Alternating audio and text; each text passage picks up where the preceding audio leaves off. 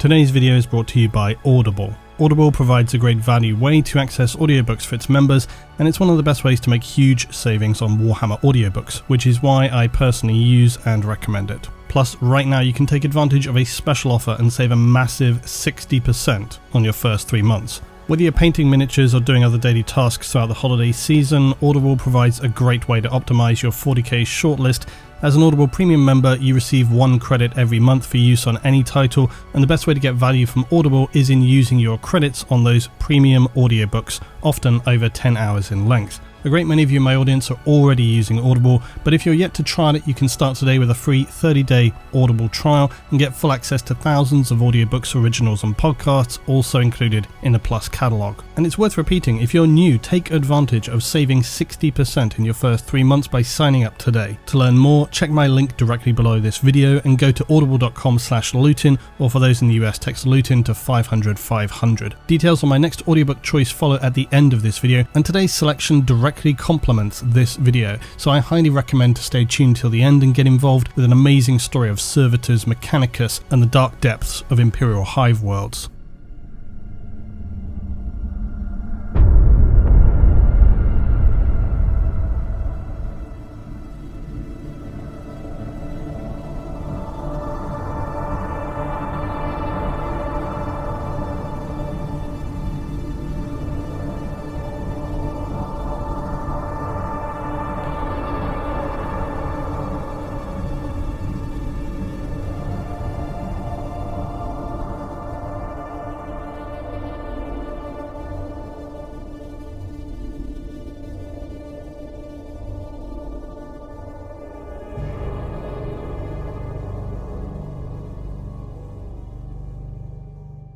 Across the dark void of our galaxy, classified as the Imperium of Mankind, there are innumerable worlds that fall under the Emperor's banner in M41. But for those who have reached the Indomitus era, it is likely that they have only reached this point through a brutal struggle for survival, if not literally through warfare against the Xenos, enemies of humanity, the traitors and heretics, or insurrections from the populace itself. Then likely a world will have seen its share of factional struggles, both political, ideological, and through contribution of resources.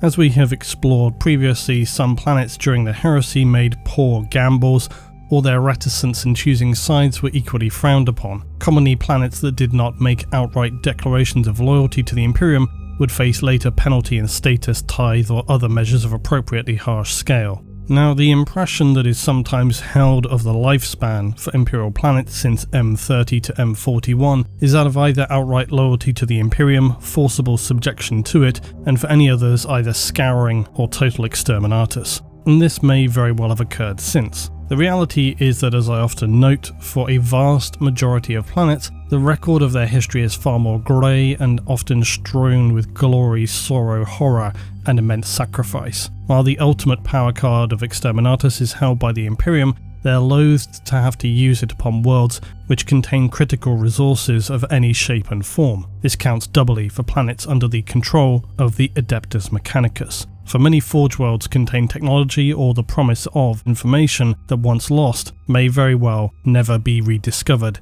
in the entirety of human history.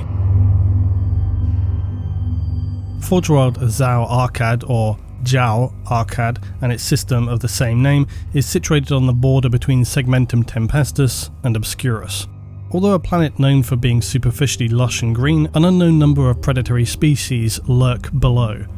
It is in fact classified by the Imperium as a death world, for despite its alluring veneer of being a verdant and beautiful planet, it is in fact nightmarish for humans to exist here. Below the canopy, little light penetrates, which makes humanoid forms all too easy prey of the many vicious predators who exist here. Armoured insects, giant snake-like creatures, and far too many other forms of small but extremely unpleasant natures, who will all too readily burrow below your skin for nourishment, shelter, or to bear their young, or perhaps just all of the above in no specific order. Lastly, even if you are prepared to deal with all of this, the planet's atmosphere is in fact lethal to unaugmented humans. Too much oxygen concentration and humidity makes the air too difficult for standard humans to process. In fact, the planet itself is not conducive at all to production or habitation. The environment makes materials rust and deteriorate more rapidly, and production of consumables is also prohibitively inefficient. In fact, Zhao-Arkhad produces much of its consumable products off-world on its satellites, where the majority of the system's population reside. These are then transported to the Forge World, where the small complement of staff necessary to make the Forge World productive and feasible. Zhao-Arkhad uses its 3 satellite moons to achieve this, as well as the volcanic system world of Nitos. Nitos is primarily home to mining colonies due to its abundance of heavy metals and other critical substances for manufacturing on Forge Worlds. But the obvious question remains, why in hell would anybody choose to found a Forge World on such an inhospitable and under-resourced planet? And the answer, of course, is they wouldn't.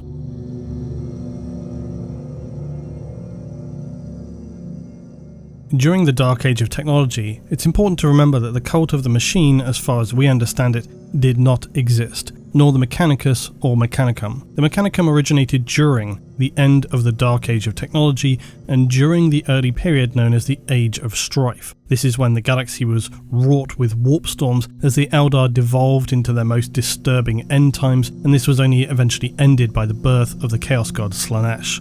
Mars and Terra, Earth, before the Imperium and Mechanicum were 2 worlds within one galactic empire.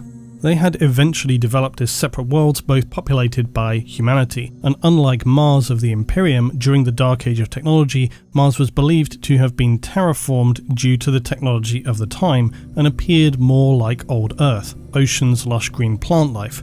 However, during the collapse of humanity's golden age and the early period of the Age of Strife, Mars would at some point fall into a state of collapse. In this time of total disorder and chaos, the planet tore itself apart, as did many worlds across the galaxy, including Terra itself. And it's important to remember 2 things. The religion of the tech priests, the cult Mechanicus, only appeared in this period after Mars had fallen into ruin. And secondly, that this is when we saw the rise of what would be known as the Mechanicum. There was no faction known as the Mechanicus until the Horus Heresy, when the Mechanicum was divided, and thus it became the loyalist Adeptus Mechanicus and the traitor Dark Mechanicum. However, the important fact is that the religion of the tech priests of Mars and all their followers remains as always the cult Mechanicus. They worship the machine god. These are just simply technical details, but they are one of the most commonly mistaken aspects of 40k, and so I always feel compelled to highlight these details at every opportunity, because it's so simple but so regularly mixed up. Mechanicum pre-heresy, Adeptus Mechanicus post-heresy, Cult Mechanicus, religion. However, it is also specifically relevant to the story here, because the founding of Zhao-Arkhad is speculated as having occurred around the end period of the Dark Age of technology, and there's no alternative period as being noted for this event. So I wanted to be clear, it's my personal speculation that this is in fact not correct. It doesn't make sense, simply for the fact that the Forge World of Zhao-Arkhad was founded as a Forge World of the cult Mechanicus, and so if our ancient dates are to be adhered to, it makes no logical sense for it to have been founded prior to this. In fact, although Mars sent out colony ships in collaboration with Terra prior to the Age of Strife, this would also be prior to the origin of the Mechanicum tech priests, because although Mars was apparently sending ships out into the galaxy right up until the end of the Dark Age of technology, the cult Mechanicus didn't exist until into the Age of Strife, so it cannot possibly have originated prior to that. The small fleets of Arch Mechanicus carrying tech priests of the cult Mechanicus were only sent out during gaps in the ferocity of warp storms during the Age of Strife.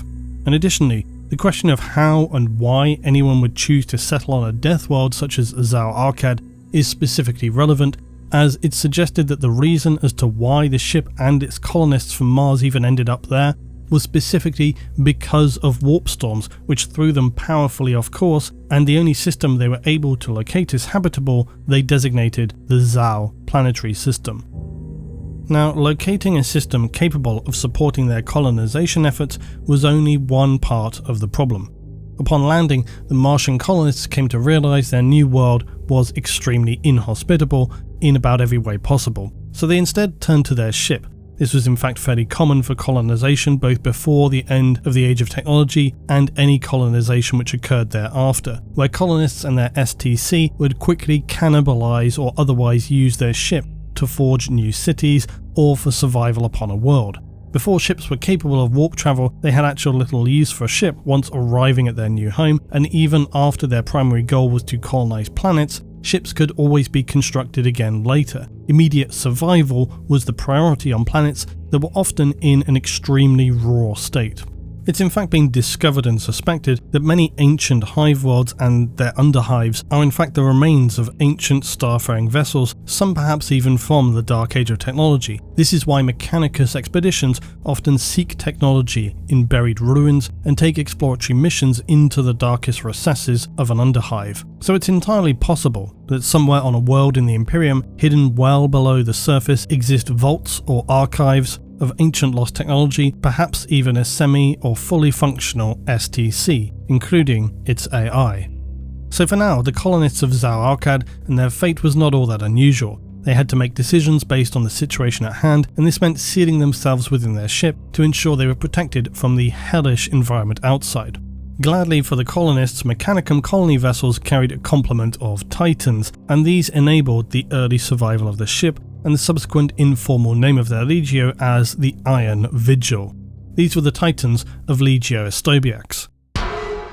It had quickly become apparent that survival on the surface was going to become a near impossibility, and it's said that the Titans of the Iron Vigil were nearly permanently occupied in this earliest time with eliminating threats, and where any outside clearance of forest was attempted, the growth speeds of flora were so aggressive as to make development challenging at best, impossible at worst. The surface of the world was effectively in a near constant state of warfare between plant life that choked, offensively invaded, hunted and ruthlessly devoured any who threatened their territory, and then a seemingly endless spectrum of animal life who did the same. The natural organic life on the surface of the planet was a brutal, merciless war of attrition that never ended, and a battle the colonists could not afford to engage while maintaining efficient use of resources.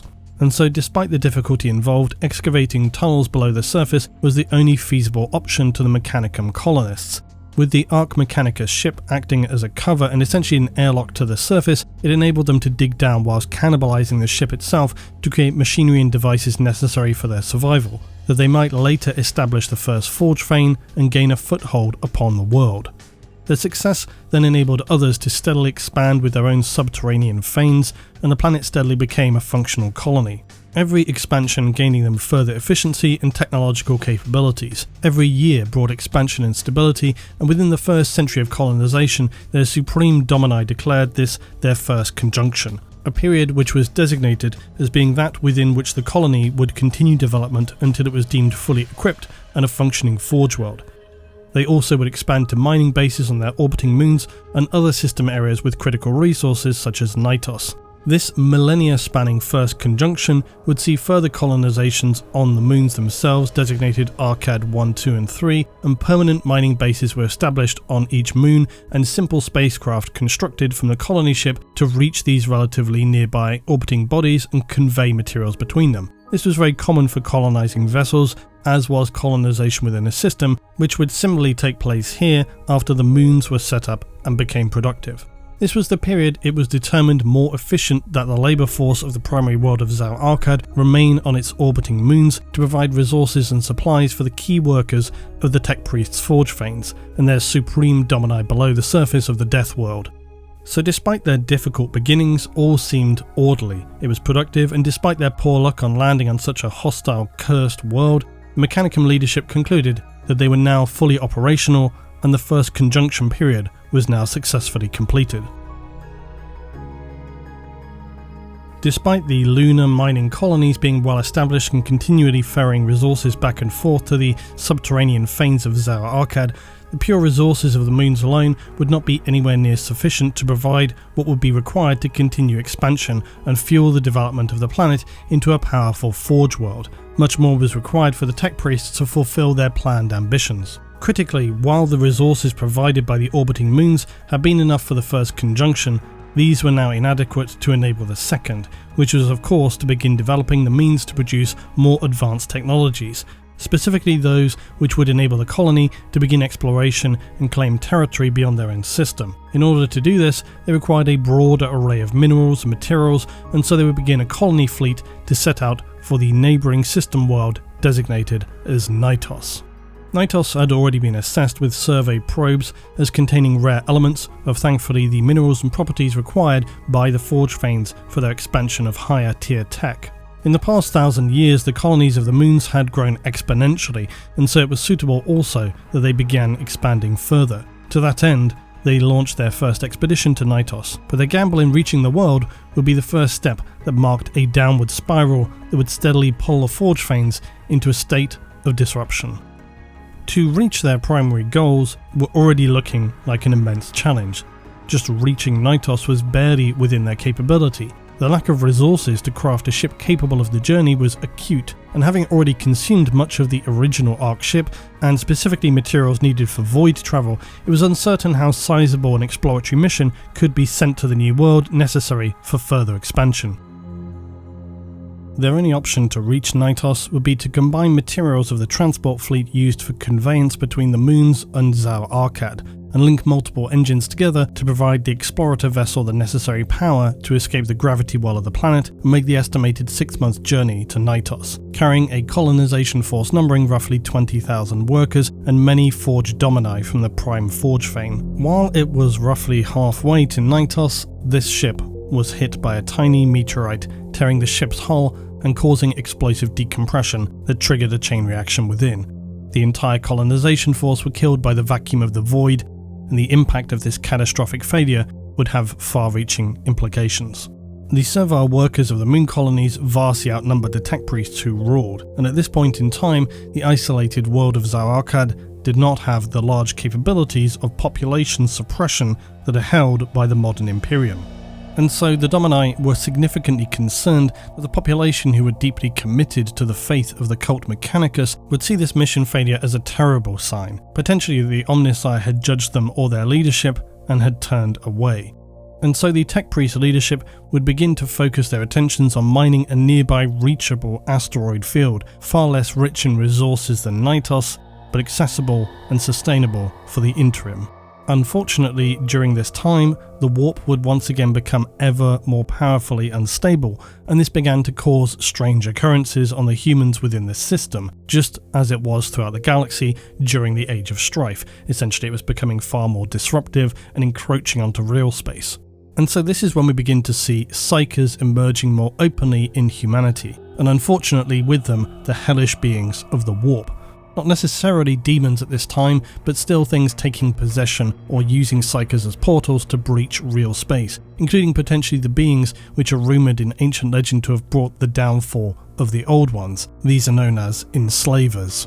Strangely, during the Age of Strife, it was in fact the civilizations on worlds who had embraced the emergence of psykers, that is to say, the more open-minded worlds, who in fact fared better, as they had enabled early psykers to learn to control themselves better, and so were far less likely to become consumed or let themselves be used as a puppet of the nightmarish beings of the warp, whereas planets which had either shunned and pushed emergent psykers underground suffered greatly as they became portals for dark entities out of sight and, more importantly, out of control. Zhao-Arkhad wouldn't be spared this phenomena, and the disturbances of the Immaterium turned previously beautiful and passive auras into haunting, oppressive ethereal spaces. The deepest areas of the Fanes saw possessions or spontaneous insanity among citizenry, especially those who were suspected of emergent psychic power.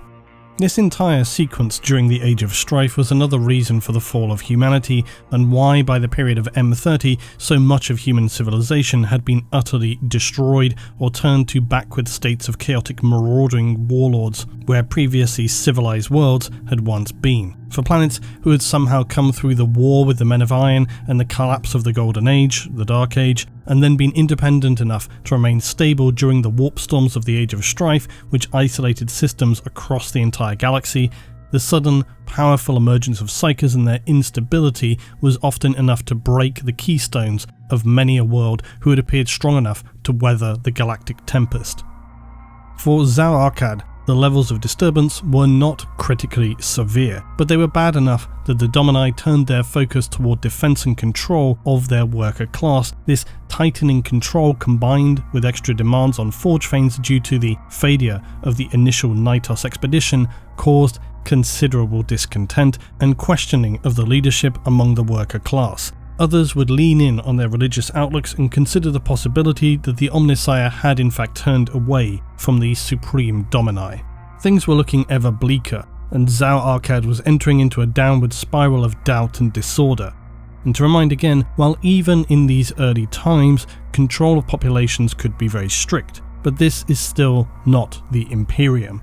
Isolated worlds during the era of the Age of Strife were far more susceptible to population revolts because they had no means of reinforcement externally, and if an entire population decided to overthrow its leadership, there's a very good chance this could happen. A good case in point might be Raphanon. Had the world of Raphanon decided to rebel in this era, it's likely it would have been far more successful because it wouldn't have been able to have the reinforcement, but regardless, that would only last so long until eventually the Imperium inevitably showed up. So for early colonies like Zhao-Arkhad though, the threat of rebellion and collapse was very real, and the tightening of control by the leadership only created further resentment and strain between themselves and the worker class of the Forge Fanes and these satellite mining colonies.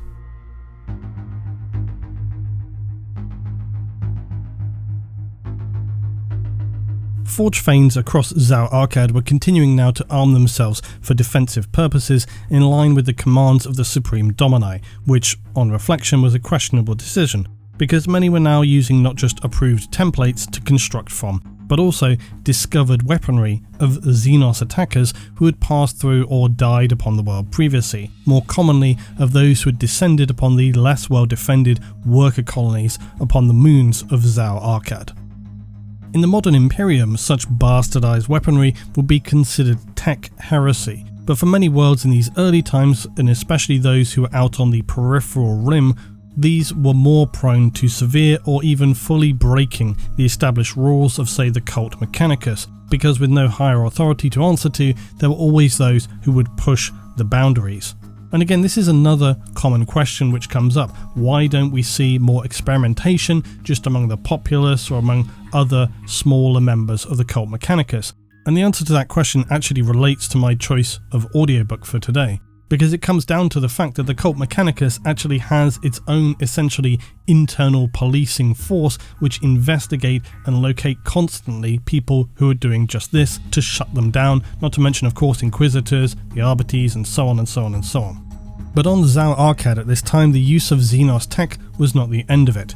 The Supreme Domini would also allow for experimentation with these newly emergent psychers, and they began to study the generation and replication of these abilities. The tech priests were even partly successful in this by augmenting cortexes of automata with synthetic mapped neural nets and harvested cortex material from workers. Those with these seemingly enhanced cortexes granted some the ability of vastly increased responses to stimuli, some even demonstrating near precognitive abilities to respond to threats. Now, all of these experiments were strictly outlawed by the Mechanicum and the Cult Mechanicus, but these kind of deviations were not unusual at all for forge worlds that were established and isolated during the Age of Strife. On Zhao-Arkhad, however, all of this was doing nothing to prevent the steadily downward slide of civilized order. Perceived favour between Fanes and colonies, tensions in leadership, and now ever more common Xenos assaults, and those internal warp incursions, things were beginning to unravel. The latter centuries of M27 would be the point at which things boiled over, and previous loyalties between some of those favoured Forge Fanes would finally snap, coupled with the completion of hybrid automata and prototype black iron hybrid cores that were to be tested in the Titans of Legio Astobiax by those Fanes who had been tolerated in their HereTeks experimentation. These achievements would gain significant political favour with the Supreme Domini, but for the considerable number of smaller Forge Fanes, especially those who were strictly abstaining from the study of the forbidden technology, there was a boiling rage beneath the surface at the blatant disregard that was being demonstrated for the purity of the teachings of the Cult Mechanicus. This was to become a true fracture point, as a split opened between those Fanes who considered that in order to survive at all, they must follow the strict ideology of the cult and the Omnissiah, as opposed to those who saw opportunity in the Xenos tech and bizarre psyker abilities. Those who did so were being ever more vocally condemned and seen as damaging to the purity of those who strictly adhered to the cult. So when a Forge Domini of the Chiari Forge Fane suffered severe rad poisoning from a contaminated nutrient shot, which was believed to have originated from a purist cult Forge Fane, things ceased to be a situation that were merely ever more polarized ideological differences. Things quickly turned from being a vicious war of words to a physical conflict between rival Fanes. Still, the planet itself helped to make conflicts not as open or all-consuming as they might otherwise have been, and so this helped to limit the battles to be more random and a slow burning of more like sabotage, lightning raids, assassination attempts, and general infiltration to sow disorder and disruption between rival Fanes, primarily between those who had sparked things off, the Eminari and the Chiari Forge Fanes, Chiari having been put at a stern disadvantage by the assassination of its leader at the start of the conflicts. The Supreme Domini decided that choosing sides was not a wise course of action and instead would withdraw to isolation upon an orbit or fortress. The focus, in their opinion, was upon vital planetary infrastructural sites and maintaining their security against any aggression, while simultaneously condemning all violence with repeated calls for a ceasefire.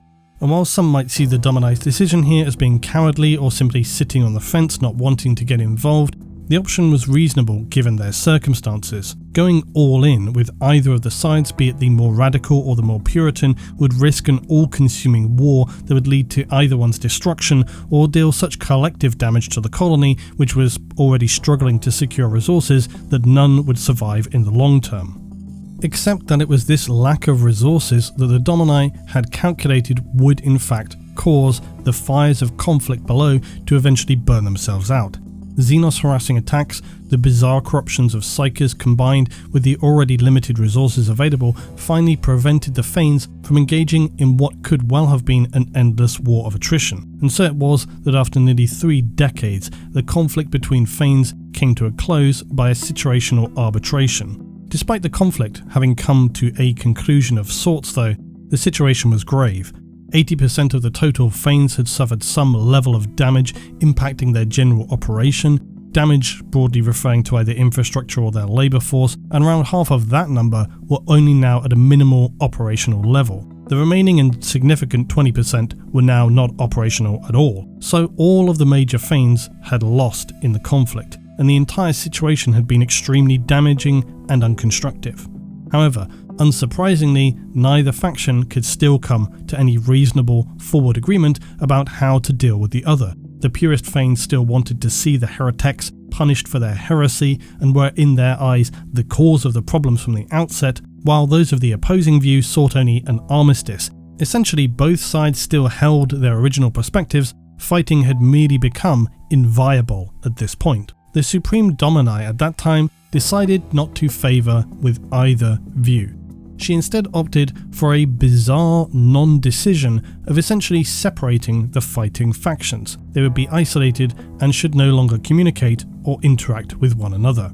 Instead, each side's developmental research would remain their own from here on, and any subterranean tunnels between them collapsed or sealed. It was a warring aftermath conclusion equivalent to that of just separating fighting siblings.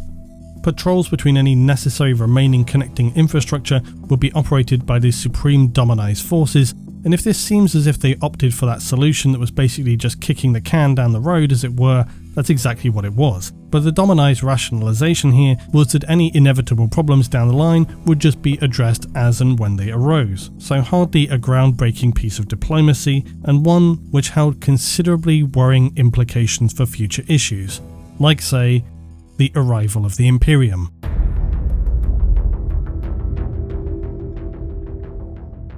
Considering the miserable state of affairs within the Zhao system, one might have expected there to be a horrifying end when the Imperium finally entered the fray during its explorations of the Great Crusade. Luckily for the Forge World, their initial contact was not with a fleet of Mechanicum, who may well have declared the colony tech HereTeks point blank and ordered their destruction. A fleet of mining vessels detected signals being sent out in ancient Terran, promising peace, and with accompanying ident codes, these were relayed to the Forge World, where the Supreme Domini instructed them to visually identify the incoming vessels. It was immediately clear these were no Xenos. It was in fact the exploratory vessels of the 15th Legion. When they made planetfall upon Zhao-Arkhad, the Thousand Suns would be met by the Supreme Domini and her Tacitus Proctor.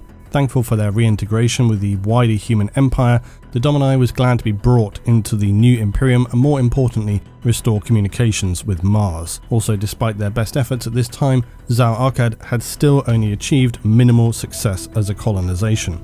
Their primary homeworld itself had been badly damaged and remained in a state of tension. Nitos had finally been successfully colonized, but by refugees who escaped the main world during the conflict and then satellite moon mining operations. For a Forge world, it was not much to speak of, and made worse by their self-inflicted damage, and the less said about their wild deviations from Martian doctrine, the better for all. For Zhao-Arkhad itself, things were set now to considerably improve. Any Xenos threats would be destroyed and driven off further by Imperials now defending the furthest frontier of their empire, and like many new worlds, the Imperium required tithed workers in regiments and some of the Titan Legio, and these were begrudgingly loaned for the further expansion of the Imperium in the Great Crusade. But what though of the questionable technological developments made by those more, let's say, open-minded Forge Thanes? And this is where Zhao-Arkhad survived through good fortune. Their discovery by the Thousand Sons likely spared them from the severe purging that might otherwise have taken place, specifically because the Thousand Sons had a clear interest in discovering more about their psychic technology developed by the Forge Thanes on Zhao-Arkhad, and particularly their psychic imprint hybrid automata, definitely outlawed by the Mechanicum, but of significant interest for the Sons of Prospero. The Thousand Sons sought to solidify their relationship with the Zhao-Arkhad Forge world in perhaps a far closer way than may have been ordinary. The Tacitus Proctor would be taken to Prospero itself, so as to enable his further research, and additionally a garrison of Thousand Sons Marines would be stationed on Zhao-Arkhad. This was favourable to the Supreme Domini of Zhao herself for several reasons. Firstly, the resituation of the Forged Domini to Prospero would diffuse the continual tension which had existed on Zhao-Arkhad since their internal conflict. Plus, it would bolster the new relationship with the Imperium and the 15th Legion, so it was a win-win, and these matters would be settled in very short order. It also, though, would ensure Zhao-Arkhad's position as a system of traitors to the Imperium, albeit unbeknownst to themselves, of course.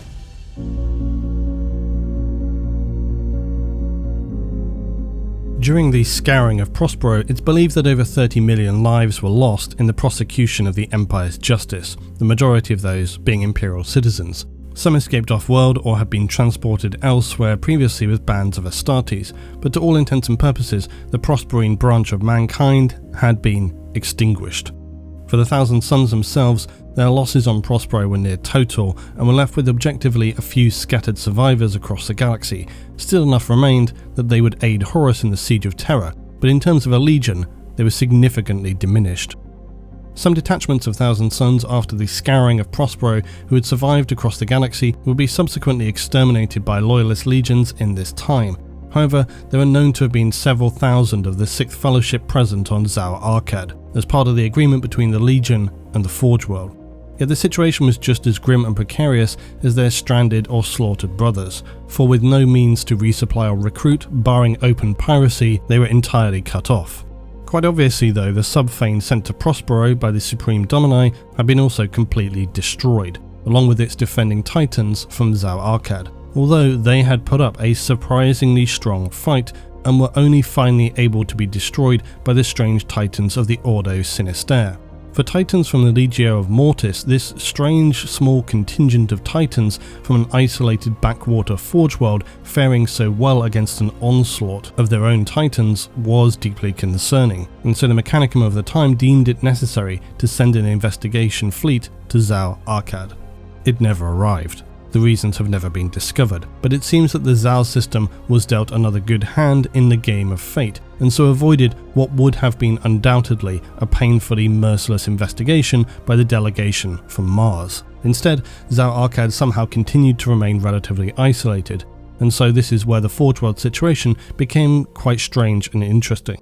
After hearing of the situation on Prospero, the outraged Supreme Domini, who had previously been reticent to declare definitive positions, immediately declared Zhao-Arkhad as seceding from the Imperium. We might speculate as to how strong the influence of several thousand members of the 15th Legion still stationed at Zhao-Arkhad at this time may have been. However, they were soon also to depart. They had more important missions of their own now, like connecting with the Primarch and seeking vengeance for Prospero. but not before of course taking an entourage of Magos and Thralls from the more heretic Thanes, thus leaving the Supreme Domini at the mercy of some fairly incensed and far more aggressive Puritan Forge Thanes, who were considerably more proactive than those Thanes who had acted out of obligation more than zealous outrage. The Supreme Domini had not calculated just how outraged the Puritan side of the Forge Thanes were, having already been considerably displeased at the original allowance of what they considered heretic Thanes to experiment with such forbidden technology, and then after being reconnected with Mars, only to then have the Domini cut them off because of some conflict in the wider Imperium was far too offensive for them to bear. So the Supreme Domini was violently deposed and suffered death at the hands of the Puritan Thane Domini. This created a new problem. Zhao-Arkhad was far enough away from the core of the Imperium that it had no real bearing on the heresy taking place, nor was it in any position to be affected or involved in any major battles. The Mars investigatory fleet never arrived and the Thousand Suns had departed, so what would happen now? Without the previous neutrality of the commanding Supreme Domini, the opposing Thanes slipped back into their previously aggressive stances, each arguing they should hold control over the Forge world. The situation, unsurprisingly, was not resolved, and so they remained in a violent standoff over what should happen next. Eventually, as a result of the impasse, each would declare independence from the other, not dissimilar than what had occurred already, but this presented another problem. What exactly did independence mean? Well, initially, it meant more conflict. They would begin seizing control of ships and their navigators to enable them to operate beyond borders, and became quasi-mercenary, offering their services for reward. To this end, some would end up allied even with traitor marines like the Death Guard.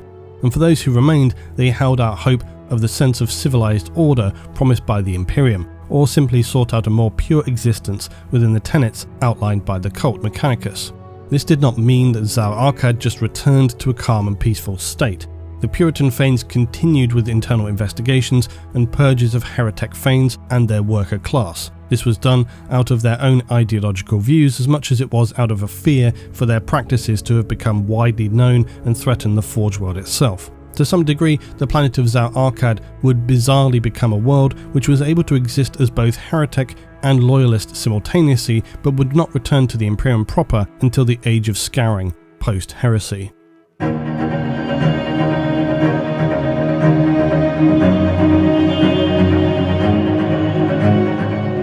Zhao-Arkhad is an interesting study in the tides of Imperial favour toward a world colonised by humanity, plus it has the oddity of the Mechanicus tech heresy mixed in with it. We see how, across many thousands of years, humans have struggled to settle, colonise and expand territory of planets and systems across the galaxy, no matter how difficult the conditions. Worlds like Zhao-Arkhad exist as a curious demonstration of the shifting decisions necessary to ensure survival to reach a point at which the Great Crusade would take place.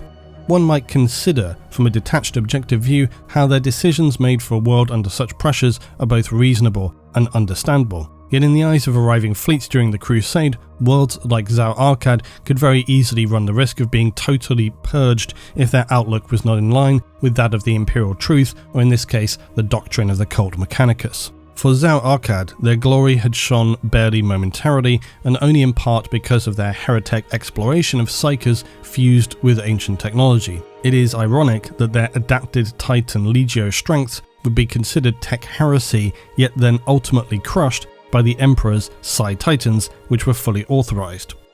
Zhao-Arkhad's own discoveries were subsequently contained and scoured from record upon their world, if you want to believe that, lest they incur the wrath of the Mechanicus post-heresy. In a period of such blind rage as the Scouring, any of those who pushed the boundaries of what were permissible would most certainly be viewed as heretics and subjected to very likely planetary levels of extermination. While Zhao-Arkhad would never become a Forge world with the prestige of Riser for its location far too distant and its resources too minimal to be of any significant use, these are not the only ways by which a name can be known within the Imperium. Although Zhao-Arkhad found itself out of favour post-heresy and became a relatively isolated and unimportant Forge world, the tech priests were able to discover some lost STC data from presumably their original Ark ship which had brought them to the planet so many millennia previously. The discovery of any STC templates are a major accolade and gained significant reputational elevation within the Mechanicus. What they unearthed upon Zhao-Arkhad was an STC applicable for indeed two separate vehicle types, a major discovery. They found templates for a super heavy Imperial transport, the Crassus Armoured Assault Transport, and the same body modified for a missile system, the Praetor Armoured Assault Launcher. The transport is a gigantic super heavy vehicle and was given its name by one of Solar Macarius generals Borgen Crassus. This Crassus super heavy vehicle chassis was believed to have been discovered later than the actual weapon template itself, and thus it was only after its discovery that the Praetor launcher was able to then be developed. Like most super heavy advanced systems, it requires a higher manufacturing cost than other simpler Imperial systems, but its durability and versatility of purpose quickly enabled it to become widely adopted by Imperial Guard forces throughout Segmentum Tempestus and now even beyond this region. However, these STC patterns originated from Zhao-Arkhad, and for all of its redemption since the Heresy, it was unable to shake off the rumours of tech heresy, which meant that all the glory that should have been coming from discovering two STC patterns was not so forthcoming. Indeed, if anything, it's said to have led to suspicion about if such reclaimed tech should be used at all. And this is perhaps why, in the time since, Zhao-Arkhad appears to have been making a concerted effort to hunt down and eradicate all potential instances of tech heresy. And in the Indomitus era, it is said to have regained a significant level of respectable reputation for being visually anti-heretic, and if anything is now seen as a forge world that will actively hunt and punish heretics with zero clemency. Now, as I often say, in the age of the Imperium, things are rarely clear or set in stone, but what appears to be the case is that in the time since the Scarring Post heresy, those Puritans of Zhao-Arkhad have continued to explore and expand in Segmentum Tempestus and establish enclaves of cult mechanicus across various Imperial planets, notably hive worlds, where some of these enclaves number in the many millions of followers, which sounds like a lot, but when you consider that many hive worlds have tens of billions of citizens, this is really in the small percentages. Upon the hive world of Alecto, home to the hive city of Varangantua, a hive city so vast it even has its own climate zones. Interestingly, somewhat comparably to Zhao-Arkhad, Alecto as a world is so distant from most standard Imperial activity, its common citizenry do not even believe that what are referred to as Xenos even exist, which seems almost unbelievable and like setting yourself up for a disaster down the line. But this curiosity helps us consider it's worth remembering for all the horror and bizarrity in the galaxy, there exist Imperial worlds who have never seen anything other than low-level Mechanicus and augmented humans, certainly no Astartes or Xenos, the planet of Alecto and its hive cities being one example. And it gives you a true sense of the scale of the galaxy, that yes, there are these concentrated areas which are in a state of constant warfare, but there are many Imperial worlds which exist in relative levels of peace, albeit still heavily subjugated and suppressed by the Imperium. Alecto is one example of a planet where these new enclaves of Mechanicus have found their home, and the largest of these belongs to that of Zhao-Arkhad. Here, it operates not only industry, but also religious aspects of the Mechanicus, and within that deploys its operatives, some of whom are part of the Collegiate Extremis. These individuals seek out any and all heretics. They're essentially the arbitres of the Mechanicus, as I was speaking to earlier, and it's their role to investigate apparent instances of any and all involved in dark or suspect matters of tech heresy, or other crimes that might infringe the so-called Law Mechanicus, that's the legal code of the Adeptus Mechanicus.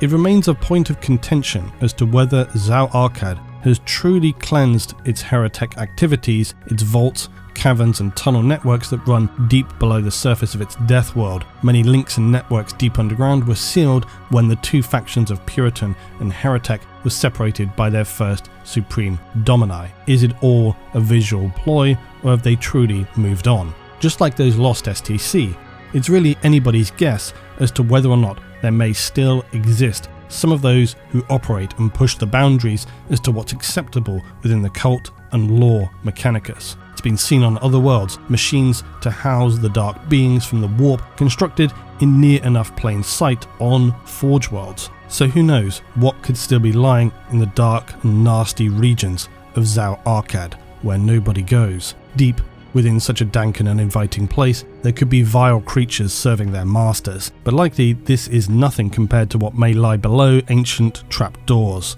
for in the horror of M41, there's always something down there in the dark, waiting to come out. As the Imperium entered the Indomitus era, far too many of its factions continue to wallow in the lost glory of the Heresy era. It's been some 10,000 years, but there still remain threats not only from those who would seek to overwhelm with sheer weight of force, but those, like the Tau, who are very quickly expanding their technology at a rate which threatens to outpace the Imperium. There are multiple storms on the horizon for humanity in M41, a technological age of apostasy being one of them, while bizarrely the rest of humanity continues to immerse itself in the Imperial cult. Humanity cannot continue to wallow in stagnation, or it threatens to suffocate itself into oblivion. There are those like Belisarius Cawl who see the way forward, and it begs the question, will such tech heresy be tolerated and merged with existing cult doctrine, or will it look to cause the kind of zealous fracturing seen on Zhao-Arkhad, but this time on a galactic scale?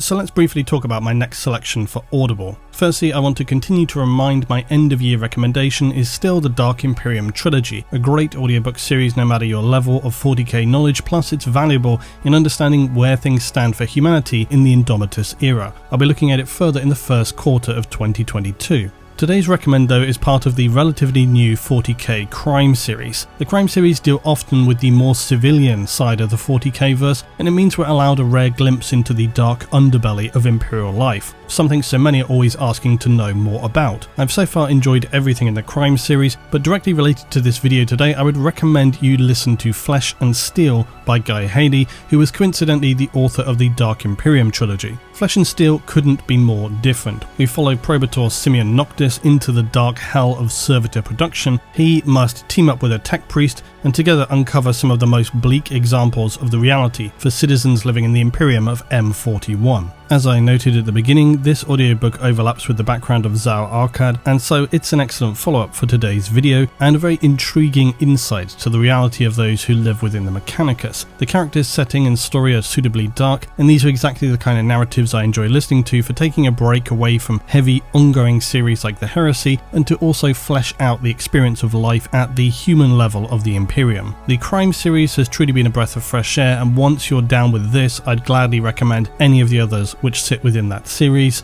Long may it continue. Lastly, remember, if you're new to all of this, you can get involved today, plus the bonus of, for a limited time, saving 60% on your first 3 months of Audible, full access to the Plus catalogue, filled with thousands of audiobooks originals and much more. Try it today by using my link directly below this video, or just go to audible.com/Lutin, or for those in the US, text Lutin to 500 500. As always, I'll finish by saying a huge thanks to all of you supporting me here on the channel this year, and I'll see you all in the next one.